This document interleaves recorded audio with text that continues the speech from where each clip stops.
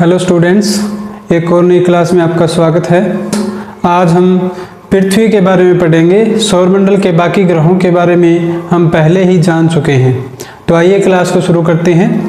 पृथ्वी सौरमंडल का आकार के हिसाब से 5वां बड़ा ग्रह है और क्रम के हिसाब से तीसरे नंबर पर आने वाला ग्रह है। यदि घनत्व की बात की जाए तो घनत्व में सबसे ज़्यादा घनत्व रखने वाला ग्रह पृथ्वी ग्रह है। 5.5 इसका घनत्व है। पृथ्वी एकमात्र ग्रह है सौरमंडल का जिसके ऊपर जीवन संभव है। पृथ्वी के ऊपर ज़्यादा मात्रा में पानी होने के कारण आंतरिक से नीला दिखाई देता है, तो इसे नीले ग्रह की भी संज्ञा दी जाती है।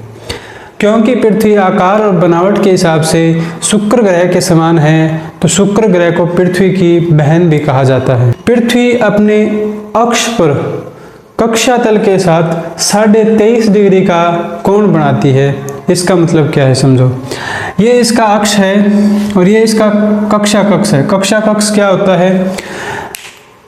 जितने भी ग्रह हैं वो सूर्य के चारों ओर एक निश्चित परिपथ में चक्कर लगाते हैं।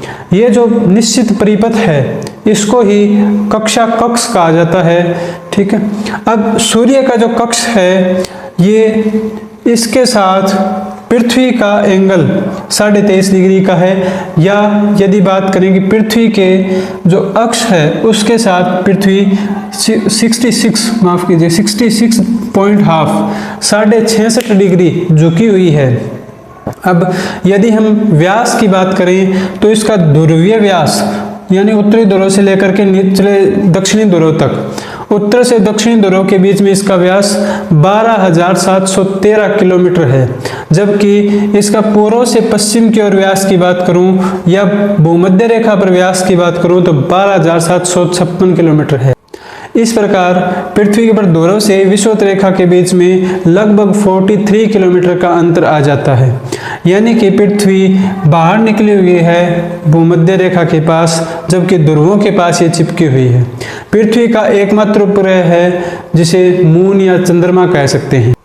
पृथ्वी अपने अक्ष पर लगभग 1610 किलोमीटर प्रति घंटे की रफ्तार से घूमती है। इस प्रकार इस गति से घूर्णन करते हुए लगभग 23 घंटे 56 मिनट 4 सेकंड में अपना एक चक्कर पूरा कर लेती है।